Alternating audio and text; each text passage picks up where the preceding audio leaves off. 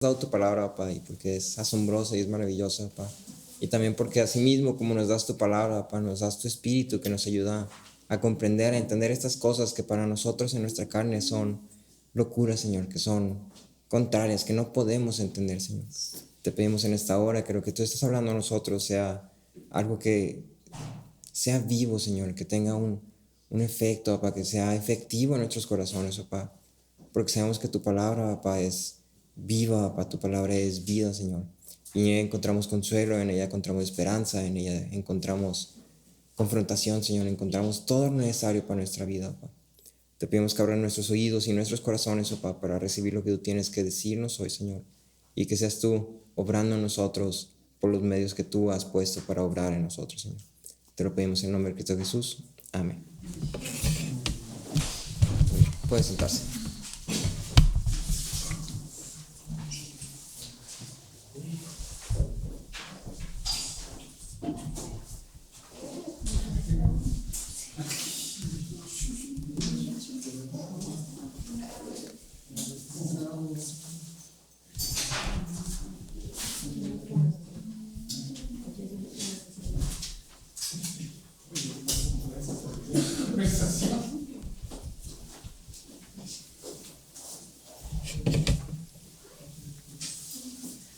Muy bien.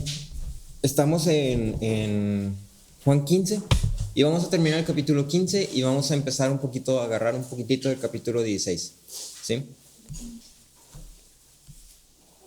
Ahora me gustaría empezar haciéndote esta siguiente pregunta y trata de idearla. ¿Cómo describirías tú a alguien que es cristiano? ¿Cómo describirías tú la vida de un cristiano?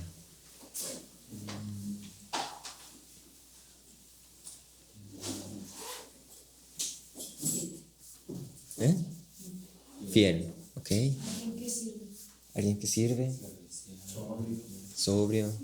Responsable, ¿ok? Sabio. Alguien que en su plática siempre habla del amor de Jesús. Ok, alguien que está como enfocado, ¿no? Muy puesto en los ojos de Jesús. Alguien que debe verse como vemos en el extranjero, como que no es de por aquí. Sí, como algo tiene ese que se ve así como que no. Ok. Alguien que no sabe pedir en el tianguis, ¿verdad? Generalmente cuando pensamos en un cristiano o cuando hablamos de cómo es un cristiano, pensamos en una persona sonriente, una persona servicial, una persona serena, una persona que emana sabiduría. Decimos que un cristiano es alguien que lo ves y como que tenemos esta idea, ¿no? De un cristiano es esta persona que lo ves y emana un aura de alegría y de positividad. Entonces, como el solecito ahí va caminando y cuando se acerca, ¡ay, no, qué bonito! ¿Sí? Y por ejemplo, en las lecas, siempre, pues, se supone que las lecas te enseñan como estas cualidades de carácter, estas virtudes, y te las enseñan poniéndote a los mismos alumnos de ahí de las lecas como un ejemplo. Y entonces siempre están los niños, y la verdad es que tú ves a los niños así, bien peinaditos, con sus camisas formales, fajaditos, bonitos, arreglados, sonriendo y así. Y luego ya llega alguien, les hace algo malo y no pasa nada. Jesús nos amó y no pasa nada y así. Y entonces tenemos esta idea de cristianos, o de alguien que es cristiano, y pensamos como, si el que es cristiano, pues siempre está, siempre tiene como esta aura, ¿no? Suele ser algo común esta idea de que el cristiano siempre está feliz, y si verdaderamente es cristiano, no debería haber nada en el mundo que pueda agitarlo como de su esperanza. Se habla del cristianismo como esta religión donde se promete gozo, paz, amor, unidad, compañía, todas las cosas buenas que un hombre puede querer, ¿sí? Todas las cosas buenas que un hombre busca y que puede querer. Y para obtener estas cosas, pues generalmente, ¿no? Se dice, no, tienes que obedecer, ¿sí? Y sabemos que hay un error claro en esto. Estas cosas que son prometidas son encontradas en Cristo, ¿sí? No en nuestra obediencia. Entonces, para encontrar esas cosas, la meta es Cristo, ¿sí? El objetivo es Cristo. No se encuentra en nosotros mismos, no se encuentra en nuestra obediencia reprobada, ni se encuentra en nuestro merecer ni siquiera. Pero incluso en esta misma, ya si lo corregimos así, si decimos todas estas cosas buenas las encontramos en Cristo, sigue habiendo un error. ¿sí? Y hay un error que vamos a llamar un error de ausencia. ¿Por qué un error de ausencia? Porque es una verdad que está a medias, es una verdad que está incompleta. Verdaderamente el Evangelio promete todas estas cosas, pero afirmar todo esto e ignorar el camino que el mismo Evangelio nos va a llevar a través de sería un tanto engañoso, sería presentar la verdad incompleta. La vida del cristiano no es una vida color rosa, sino es una vida todo color de rosa y todo flores y todo arcoíris y todo brillitos. Y esto es algo de lo que nosotros mismos podemos testificar. Si no sé cuántos años cada uno tenga de cristiano aquí, pero creo que a lo largo de, si es que llevas un año, si es que llevas 10 años, a lo largo del tiempo que has sido cristiano, no puedes decir que tu vida ha sido feliz, contenta, llena, plena, totalmente, y no hay nada que me tropiece, y no hay nada que me haga sentir mal, y no hay nada que esto, y nada que aquello. Todos hemos sufrido aún siendo cristianos. La vida del cristiano nunca fue planeada como una caminata en el parque. Y ahora puede ser una afirmación que a lo mejor puede ser como un poquito de, pues que te demoraliza un poco, ¿no? Pero en realidad esto debería traernos consuelo. El hecho de que la vida del cristiano nunca fue planeada para ser una caminata en el parque. ¿Sí? ¿Por qué? Porque significa que aunque nos estén pasando cosas que tal vez no quisiéramos que nos pasaran, no significa que estemos siendo malos cristianos, no significa que estemos equivocándonos como cristianos. Significa que estamos andando en un camino que es difícil. ¿Sí? En esta siguiente sección de Juan encontramos la verdad completa respecto a la fe cristiana. Después de presentar las promesas de esperanza, de amor, de gozo, de paz, todas estas cosas, ahora las implicaciones y las consecuencias de seguir a Cristo también son presentadas. No solamente se trata de todo lo que vas a obtener, sino también de lo que te va a costar. ¿Sí? Nuestro tema de hoy habla sobre el peregrinaje de los cristianos en el mundo, sobre cómo es que el ser extranjeros que no vienen a conformarse a este mundo implica inevitablemente que vamos a ser rechazados por el mundo. Bien lo decía el pastor Aarón, ese de ahí es un bicho raro. Si somos extranjeros, no somos parte del mundo y el mundo no nos ve como parte de él. Y entonces, a través de esta sección, la pregunta que debes de poder responder al final, por lo menos, es una sola. ¿Estás dispuesto a vivir de esta manera? ¿Estás dispuesto a vivir de esta manera? Entonces vamos a marcar la porción de hoy siguiendo pues más o menos la secuencia del pasaje, y me gustaría que nos enfocáramos en algunos de los puntos que Jesús mismo está ahí hablando, que está exponiendo sin salirnos tanto de esta misma línea. El primer punto que me gustaría platicar es este. El amor de la iglesia, como lo dice el versículo 17, contrasta el odio del mundo. El amor de la iglesia contrasta el odio del mundo. El versículo 17 dice, esto les mando, que se amen los unos a los otros. E inmediatamente después de ese mandamiento de amarse unos a otros, sigue, si el mundo los odia. Y lo que puedes ver ahí es un contraste. Lo que puedes ver ahí es que está haciendo un contraste claro en decir, la unidad entre hermanos, el amor entre hermanos, contrasta el odio que van a recibir del mundo. Hay un contraste claro. Aquí es donde hay amor, en la iglesia, en tu comunidad es donde hay amor. Porque allá afuera lo que vas a encontrar es odio. ¿Sí? Los discípulos a lo largo de su tiempo con Jesús han sido llamados a repetir un singular mandamiento, han sido enfatizados en este es el mandamiento que debes de cumplir. Si me acompañas allá a Juan 13, versículos 34 y 35, leemos que dice, un nuevo mandamiento les doy, que se amen los unos a los otros, que como yo los he amado, así también se amen los unos a los otros.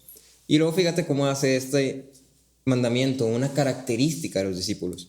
En esto conocerán todos que son mis discípulos, si se tienen amor los unos a los otros.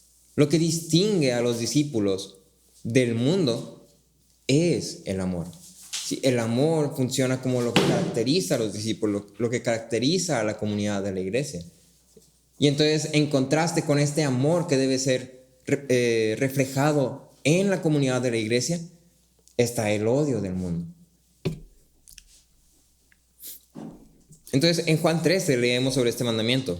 Y es algo particularmente relevante que Jesús hace una conexión directa entre lo que te distingue del mundo es el amor. Entre hermanos ustedes deben de amarse porque el mundo los va a odiar. En tu comunidad encuentras amor, en el mundo vas a encontrar odio. El amor entre hermanos se establece como una de las evidencias que testifican de la fe genuina de la iglesia y de sus miembros. Juan habla de 3 cosas que testifican de los que son miembros genuinos y el amor es una de ellas. De hecho, el amor es una de las más enfáticas. En contraste con el mundo que odia a la iglesia y la rechaza, la iglesia debe amarse a sí misma, es decir, el amor entre hermanos. Y ser el lugar seguro, ser la guarida de todos los que son peregrinos en esta tierra. Una iglesia local donde el amor entre hermanos no es evidente y abundante, donde el amor entre hermanos es inexistente, donde no existe una clara diferencia entre el mundo y la iglesia, es una iglesia que calificaríamos como iglesia reprobada. Es una iglesia que no está siendo ortodoxa, es una iglesia que no está cumpliendo con su visión. Es una iglesia que está errada. ¿Sí? La principal diferencia entre la iglesia y el mundo es una sola: a quién adoran. La principal diferencia entre la iglesia y el mundo es una sola: a quién adoran. La iglesia está fundamentada y centrada en la obra de Cristo. La iglesia reconoce a Cristo como el Hijo de Dios que vino al mundo para salvar a la iglesia, Dios mismo en forma de hombre. Los ojos de la iglesia están puestos en Cristo. La iglesia adora a Cristo. Y en cambio, el mundo no reconoce la supremacía de Cristo. Las personas del mundo crean sus propios dioses fabricados con sus manos o sus dioses agarran algo y lo elevan a un estatus de Dios. Y eso es lo que adoran. ¿Sí? O en algunos casos incluso se adoran a ellos mismos. Me idolatro a mí mismo. Yo soy mi propio Dios. El mundo está encorvado totalmente en sí mismo. ¿Sí? El mundo se adora a sí mismo y a las cosas que están en el mundo. En cierta forma podemos decir que el mundo adora a el mundo.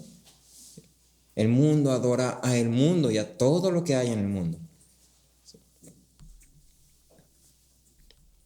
Entonces, nuestro primer punto es que el amor de la iglesia contrasta el odio del mundo. Y ahora te vas a ir dando cuenta que todas estas ideas que te presento están conectadas. ¿Sí? Vas a poder conectar una con la otra. Entonces hablábamos ahorita de que el mundo adora a el mundo, la iglesia adora a Cristo. Y eso nos lleva a nuestro siguiente punto. La iglesia y el mundo son mutuamente exclusivas. Son mutuamente exclusivas. Y ahorita te lo explico. Lo que el mundo cree y lo que la iglesia cree, lo que el mundo adora y lo que la iglesia adora, no es una simple diferencia de opiniones. No es algo que pueda simplemente estar ahí. ¿Sí? No es algo que pueda simplemente decir, bueno, si tú esto y yo esto y no pasa nada, no la podemos llevar bien. ¿Sí? No se puede pasar por alto y no se pasa por alto, no se va a pasar por alto.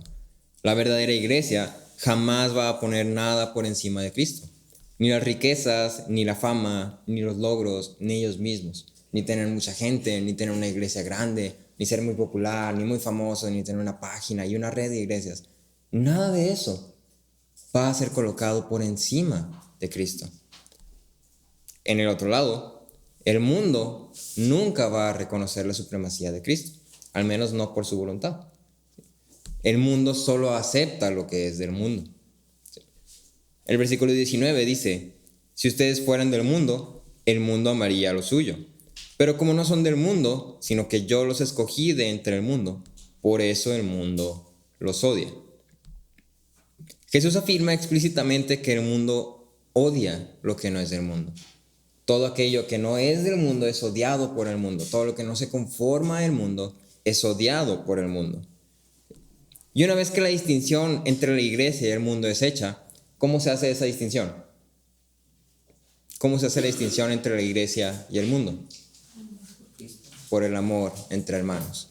Sí, el amor entre hermanos es lo que marca la distinción entre la iglesia y el mundo. Sí. Entonces, una vez que se hace esta distinción, el mundo y la iglesia se convierten en 2 polos opuestos. Se convierten en mutuamente exclusivos. El mundo odia lo que no se conforma a los ideales del mundo. Sí, el mundo odia lo que no se conforma a los ideales del mundo. Y la iglesia claramente nunca va a conformarse a los ideales del mundo. Donde el mundo dice esto sí, esto no, esto es así, esto es así, la iglesia dice la palabra, dice que es así y así, y entonces nosotros vamos a hacerlo como dice la palabra, no como dice el mundo. ¿Sí?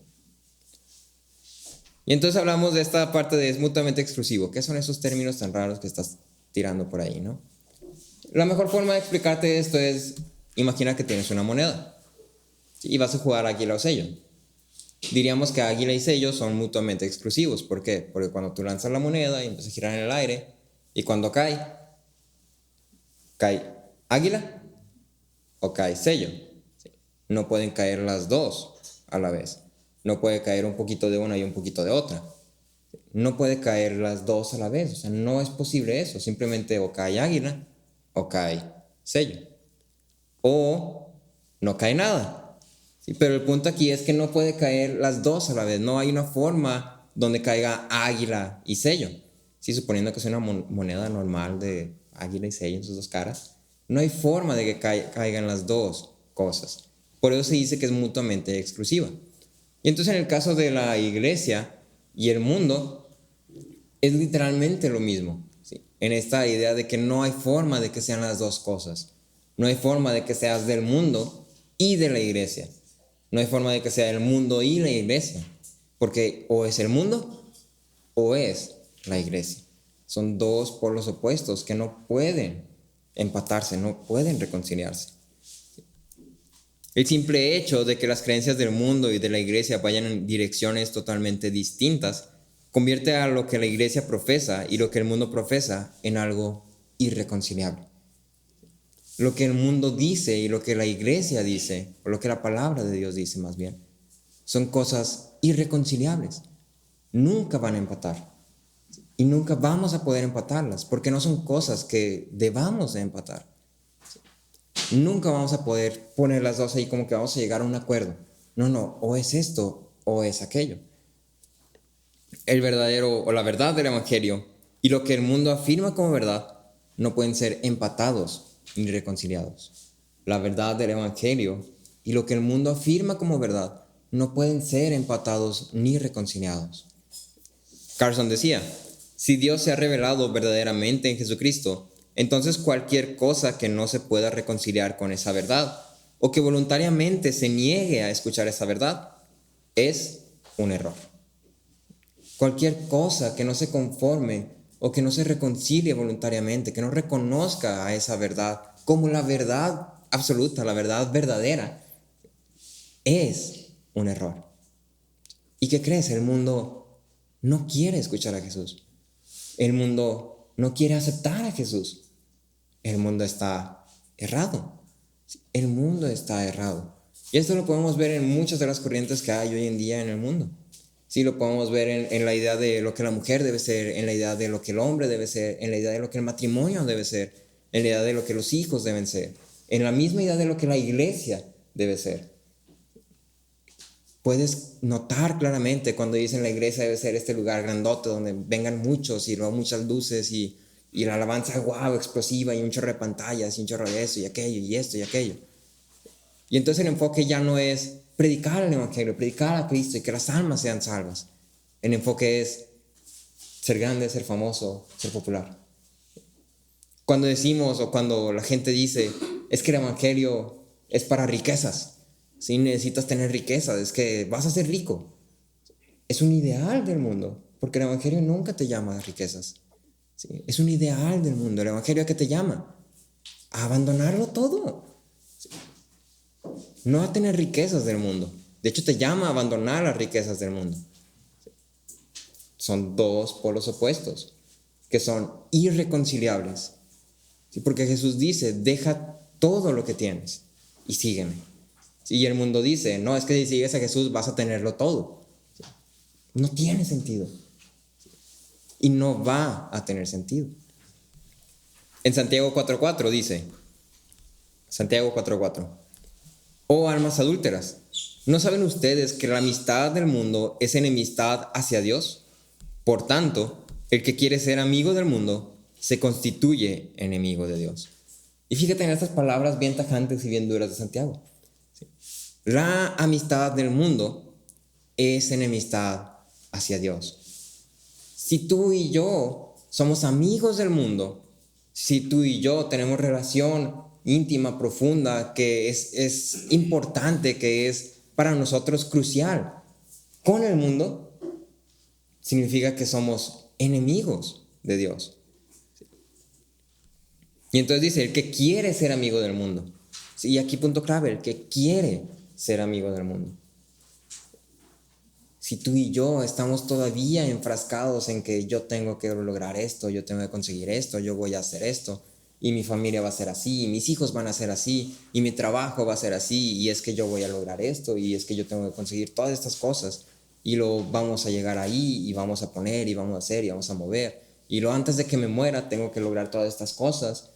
Si tú y yo todavía estamos enfrascados en estas ideas, estamos queriendo ser amigos del mundo. Estamos queriendo ser amigos del mundo. Y entonces, esto es algo para nosotros preguntarnos a nosotros mismos. Si yo soy iglesia, ¿cuál es mi relación con el mundo? ¿Cuál es mi relación con el mundo? Si yo digo, soy cristiano, si yo digo, yo soy parte de la iglesia, ¿cuál es tu relación con el mundo? ¿Sí? ¿Busco ser parte del mundo? Busco seguir las corrientes del mundo, me parecen atractivas, me parecen buenas, me parecen, es que esto tiene sentido, esto me hace sentido. Sí, es que lo que dicen sobre que la mujer debe ser fuerte e independiente me hace sentido. Es que lo que dicen sobre que el hombre también puede ser emocional y llorar, o que puede ser un macho machote, y pues tú puedes escoger. Si tú escoges el tipo de hombre que quieras ser, no pasa nada.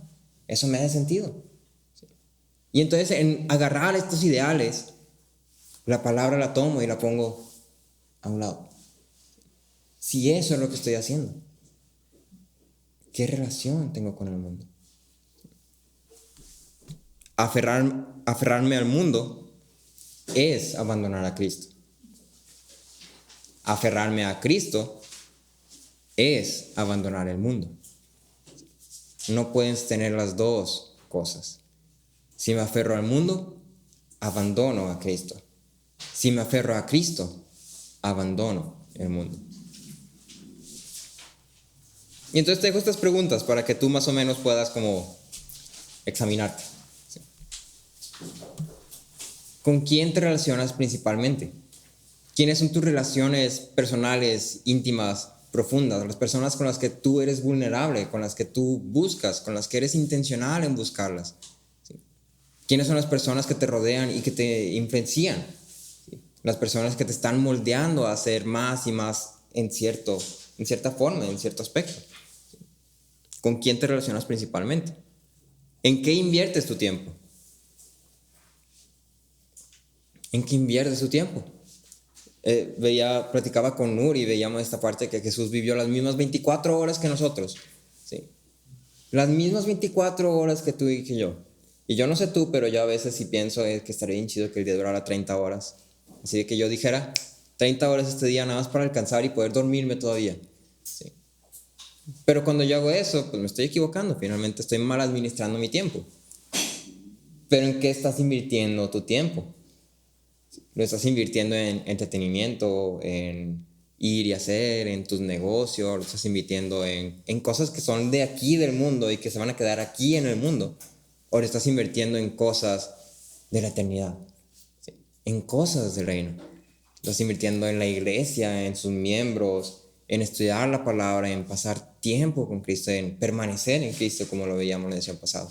¿En qué estás invirtiendo tu tiempo? ¿En qué estás invirtiendo tu dinero? Y aquí en dinero puedes extenderlo, en qué estás invirtiendo tus bienes. ¿Sí? ¿Cómo utilizas lo que Dios te ha dado para estar bajo tu administración, para estar bajo tu responsabilidad? ¿Sí? ¿Cómo utilizas tu dinero? ¿Lo usas solo para ti? ¿Lo usas para comprar cosas que son, ahora sí que gastos extra innecesarios? Digo extra innecesarios porque hay gastos que son innecesarios pero que son buenos. ¿Sí? Pero hay gastos que son extra innecesarios. ¿Sí? Y dejas de lado a las personas necesitadas, dejas de lado a la iglesia que está pasando hambre, dejas de lado a... Se trata de mí. Me gasto mi dinero en mí, porque es mi dinero que yo trabajé con mis manos, en mi trabajo, con mi tiempo, entonces es mi dinero. Y por último, creo que es la más relevante. ¿Por qué y para qué haces lo que haces? ¿Por qué y para qué haces lo que haces? ¿Qué te impulsa a trabajar? ¿Qué te impulsa a despertarte en las mañanas? ¿Qué te impulsa a buscar tener relaciones con las personas? ¿Qué te impulsa a estar con tus amigos? ¿Qué te impulsa a prepararte académicamente? ¿Sí? ¿Y para qué lo haces? ¿Cuál es tu objetivo en todo eso? ¿Cuál es tu objetivo en el trabajar? ¿Cuál es tu objetivo en el relacionarte con tus amigos? ¿Cuál es tu objetivo en venir a la iglesia?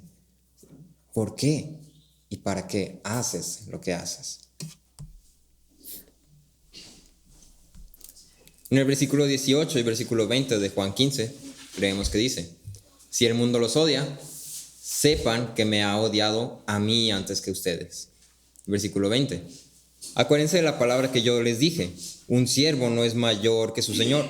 Si me persiguieron a mí, también los perseguirán a ustedes. Si guardaron mi palabra, también guardarán las de ustedes. Y en eso Cristo establece lo siguiente: Cristo es el modelo de lo que nosotros vamos a vivir.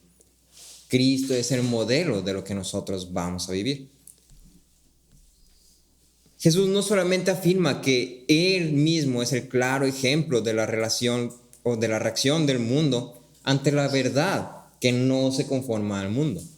Jesús es la verdad, y cuando la verdad vino al mundo, el mundo la rechazó, el mundo la odió, el mundo la mató. ¿Sí?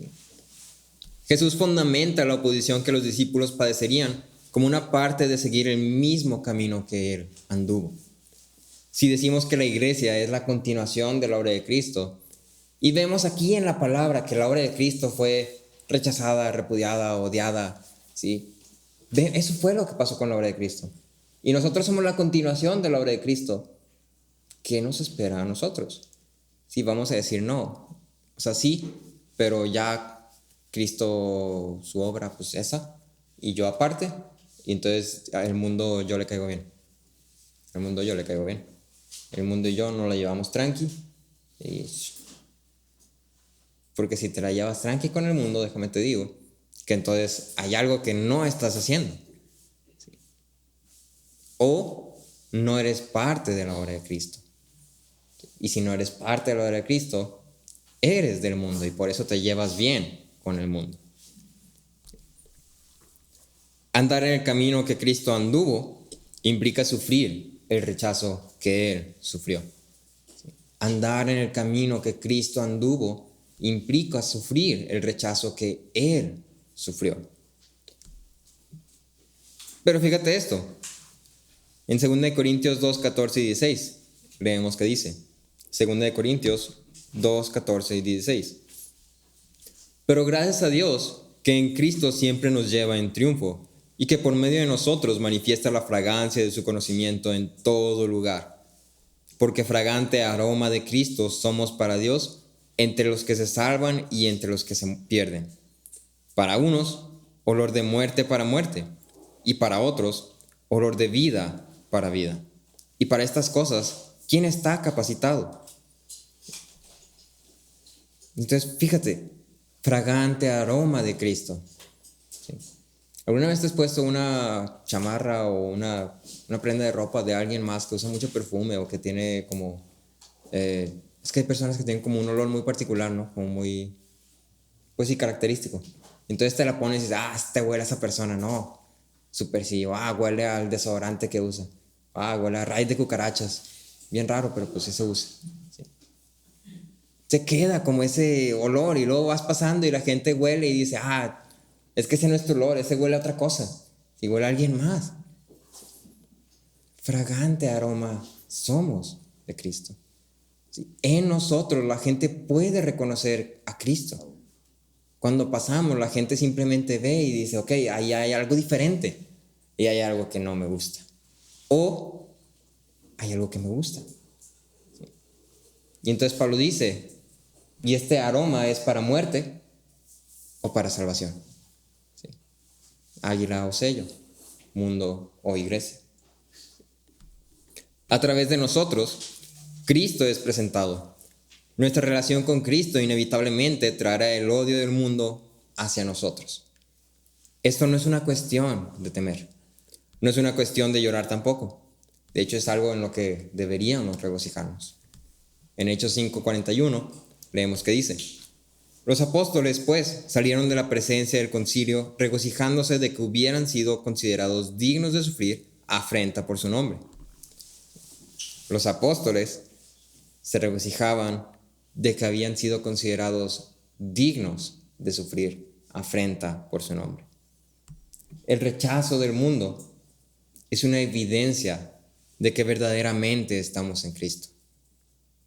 El rechazo del mundo es una evidencia de que verdaderamente estamos en Cristo. Si el mundo nos acepta, es porque no estamos en Cristo. Es porque estamos en el mundo. El ser rechazados por el mundo es motivo de regocijo porque nos afirma en que estamos participando de Cristo y de su obra. Porque nos afirma que estamos sirviendo y glorificando al verdadero y único Dios.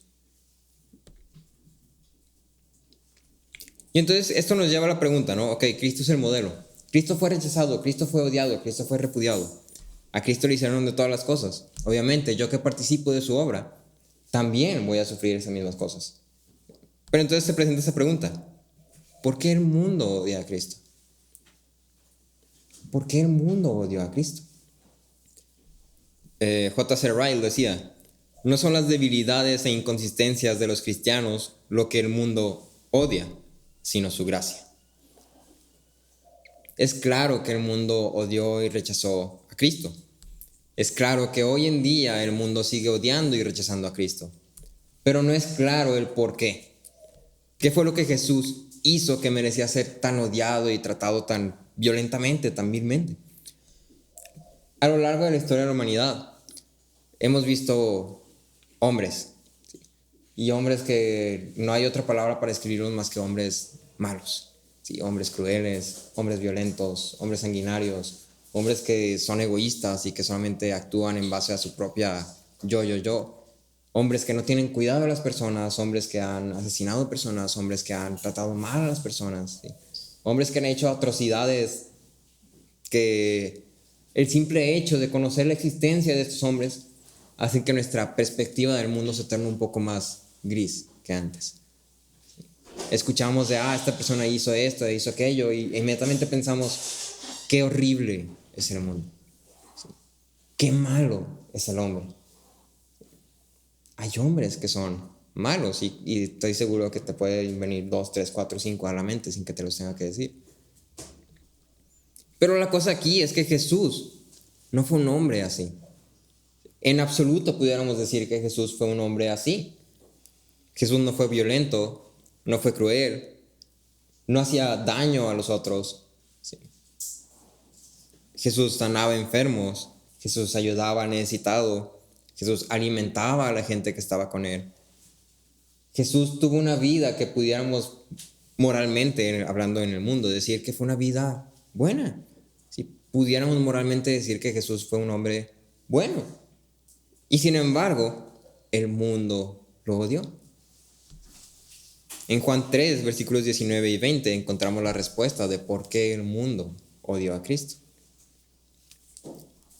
Juan 3, 19 y 20 dice: y este es el juicio, que la luz vino al mundo, y los hombres amaron más las tinieblas que la luz, pues sus acciones eran malas, porque todo el que hace lo malo odia la luz, y no viene a la luz para que sus acciones no sean expuestas. El odio del mundo nace del amor de su maldad. El odio del mundo nace del amor de su maldad. Si el mundo ama hacer lo suyo, el mundo ama hacer sus maldades. Entonces cuando llega alguien y expone esas maldades y le dice, no hagas esto, dice, está mal que hagas esto, entonces el mundo reacciona diciendo, te odio. El mundo reacciona diciendo, no quiero que me digas eso, vete a otro lado. Y esto es algo que tú y yo podemos entender. Todos odiamos ser evidenciados, todos odiamos ser expuestos, especialmente estamos haciendo algo malo.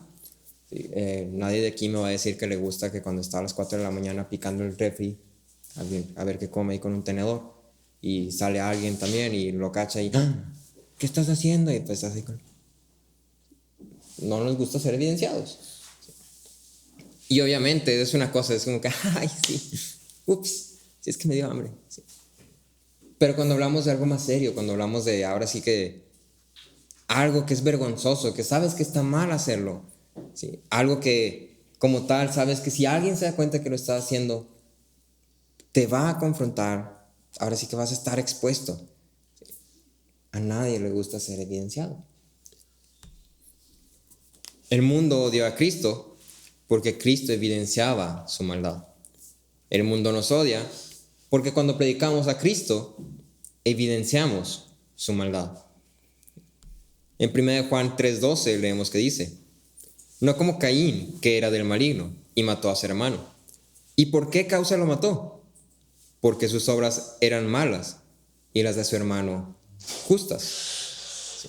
¿Por qué causa mató Caín a Abel? Porque las obras de Caín eran malas y las de su hermano eran justas. ¿Sí? Simplemente por eso Caín mató a Abel. Por eso el mundo, Caín, odió a la iglesia, a Abel. Y luego continúa Juan diciendo, hermanos, no se maravillen si el mundo los odia. ¿Sí? No se espanten, no se sorprendan. ¿Sí? Desde el inicio hemos visto que este es un patrón. ¿Sí? El mundo va a odiar la justicia. La rectitud de Abel evidenciaba la maldad de Caín. La justicia de Abel condenaba la impiedad de Caín. En esta manera, la iglesia y el mundo son paralelos. Nosotros y el mundo somos paralelos.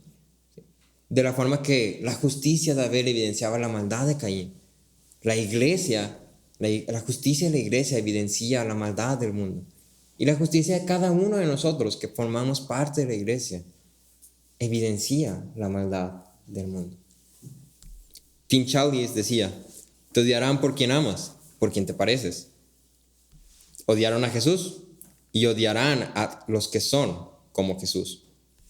Y Carson decía, no nos presentamos nosotros mismos, sino a Cristo. Sin embargo, como la luz de Cristo se refleja a través de nosotros a este mundo oscuro, exponiendo su veneno y ganando su odio implacable, nuestra asociación con Cristo y nuestra creciente conformidad con Él atrae el mismo odio que Cristo atrae. Mientras más te parezcas a Cristo, más vas a ser rechazado por el mundo. El versículo, te leo 4 versículos, dice, es Juan 15, 21, 23, 24 y el 16:3. Dice, pero todo esto les harán por causa de mi nombre, porque no conocen a aquel que me envió. Versículo 23, el que me odia a mí, también odia a mi Padre. Versículo 24, la última parte, pero ahora las han visto, hablando de las obras de Jesús, y me han odiado a mí, y también a mi Padre. 16:3 dice, y harán estas cosas porque no han conocido ni al Padre ni a mí. Si te das cuenta, hay una idea aquí muy enfatizada, muy repetida, muy marcada.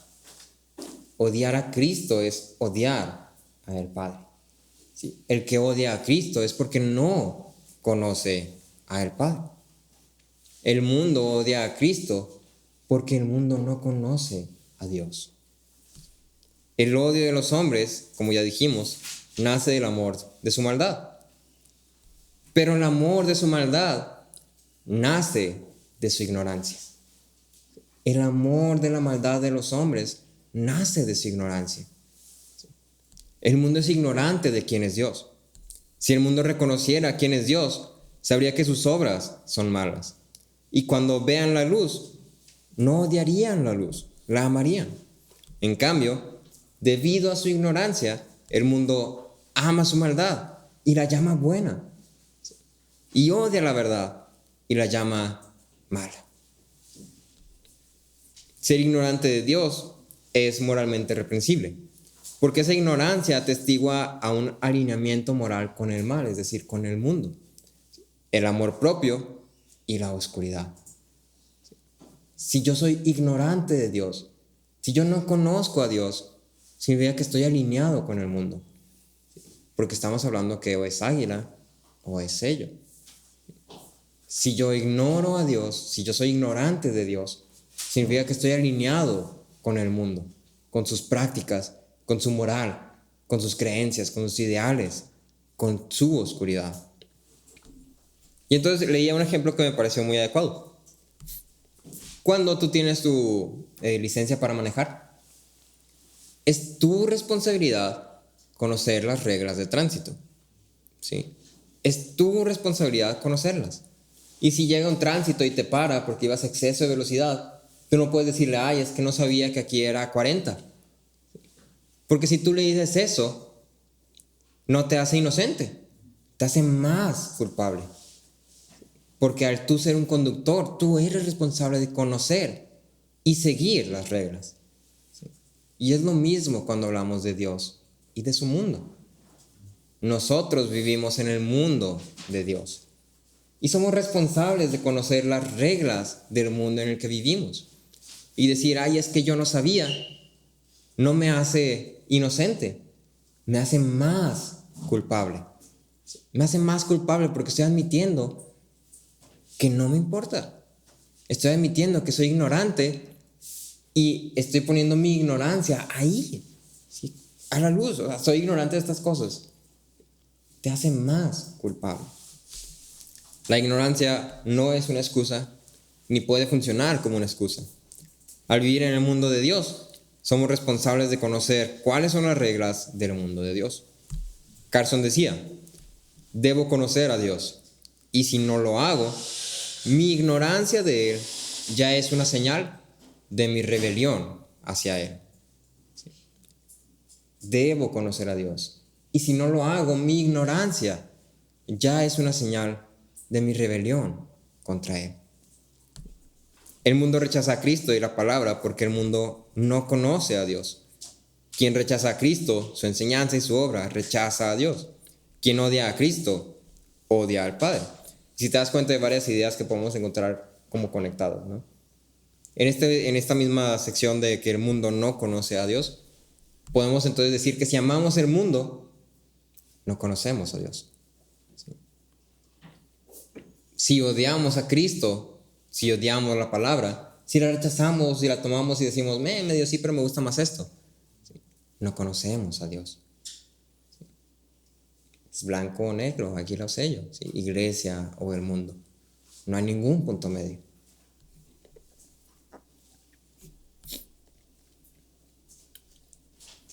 Versículo 25 dice, pero ellos han hecho esto para que se cumpla la palabra que está escrita en su ley. Me odiaron sin causa. Y en este versículo encontramos una de las dos cosas muy esperanzadoras, uno de los dos consuelos que Jesús presenta a sus discípulos. ¿Sí? El odio del mundo está bajo el control de Dios. El hecho de que el mundo te rechace y te odie está bajo el control de Dios. No sale de las manos de Dios. Jesús mismo afirmó que todo lo que Él sufrió, que todo lo que Él padeció, que todo el odio y el rechazo que Él vivió, era para que se cumpliera la palabra de Dios. Sí, y en el cumplimiento de la palabra de Dios, lo que Jesús encontró es glorificar al Padre. Jesús cumplió su objetivo. Sí, y el odio del mundo era una parte, ahora sí que un obstáculo que no es tan obstáculo, era una parte del plan para cumplir el objetivo de glorificar a Dios. Aún el odio y el rechazo que nosotros podemos experimentar no sale de las manos de Dios. Y esto para nosotros debe ser un consuelo. El saber que si el mundo me rechaza, que si el mundo me odia, estoy en Cristo y por eso me odia. Y ese odio está bajo las manos de Dios. Dios sigue siendo soberano de esas cosas.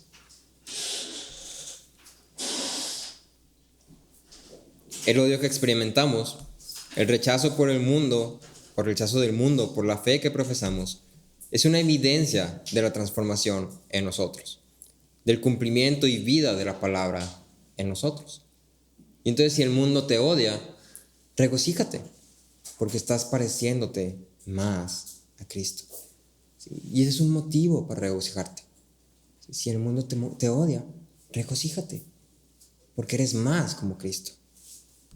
En Mateo 5:10 leemos que dice: bienaventurados aquellos que han sido perseguidos por causa de la justicia, pues de ellos es el reino de los cielos. ¿Sí? Los que han sido perseguidos por causa de la justicia.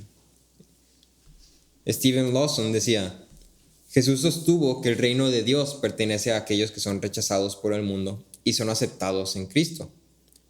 La persecución se convierte en una marca identificativa de la ciudadanía celestial. La persecución, el rechazo, el odio es una marca de la ciudadanía celestial, de que eres un extranjero y que por eso el mundo te odia, por eso el mundo te persigue. Y luego Jesús continúa y da todavía más consuelo. ¿Sí? En versículos 26 y 27.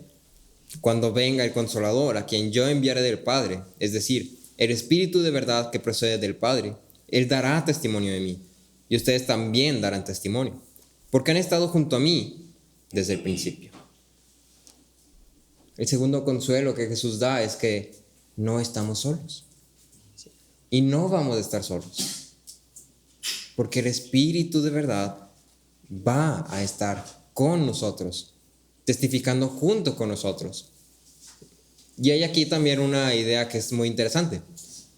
Cuando vemos a Jesús y sus discípulos, Jesús era como el principal, era el principal que predicaba, era el principal que testificaba, digamos. Y los discípulos eran como un papel secundario. Cuando viene el Espíritu, es el Espíritu el que testifica. Y los discípulos tienen un papel secundario. ¿Sí? La obra de salvación, la obra del Evangelio, es el Espíritu quien la hace viva. ¿Sí? Pero en nuestra responsabilidad, y es marcada como una responsabilidad imprescindible, el predicar, el testificar, ¿sí? El poner el Evangelio ahí a la luz de todos los hombres, ¿sí? Para que o odien o amen. Y entonces termino dejándote con esto. ¿Qué tiene más peso para ti? ¿Qué valoras más? ¿Qué amas más? ¿Amas más al mundo y a sus tesoros? ¿Amas más tu vida? Y entonces dices, es que el costo de esto que me está diciendo no me gusta. ¿Sí? El costo de esto, el costo de que el mundo me odie y sea rechazado y mis relaciones y mis amigos y mis metas y todo eso, ¿qué voy a hacer con todo eso? No te gusta el costo, tal vez. ¿O tiene más peso la esperanza y el amor de Cristo? ¿Qué tiene más peso para ti? Si tuvieras que escoger una de las dos cosas, sinceramente, ¿qué escogerías? Oramos. Padre, estamos reunidos en esta hora, Señor, y te agradecemos por tu palabra, papá. Te agradecemos porque eres bueno, papá, eres fiel, papá, porque eres verdad, porque eres justo, Señor. Porque has dado a tu Hijo, Señor, y en Él encontramos luz, papá. En Él encontramos verdad. En Él podemos conocerte y podemos conocer quién eres tú, papá, cómo eres tú, Señor. Y porque a conocerte podemos reconocer que somos pecadores, papá. Podemos reconocer que nuestras obras son malas, Señor, que nuestro corazón está desviado, que nuestro juicio está errado, Señor, que nuestra razón está corrompida, papá.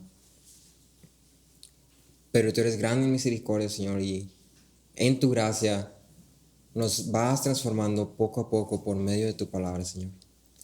Te pedimos en esta hora que como iglesia podamos ser enfáticos, ser intencionales en amarnos unos a otros, Señor, con el propósito de que el mundo y la iglesia pueden ser distinguidas inmediatamente, Señor, que no haya dudas, Señor, que no haya combinación, que no haya nada al respecto, papá, que puedan ser distinguidas una de la otra completamente, Señor, que podamos obedecerte, que podamos andar como tú anduviste, Señor, y que cuando se presente ese rechazo y ese odio del mundo en nuestras vidas, podamos regocijarnos y estar firmes, sabiendo que el mundo nos odia porque somos más como tú, sabiendo que el mundo nos odia porque evidenciamos sus obras malas con nuestra justicia que viene solamente de ti, Señor. Te lo pedimos en nombre de Cristo Jesús. Amén. Muy bien.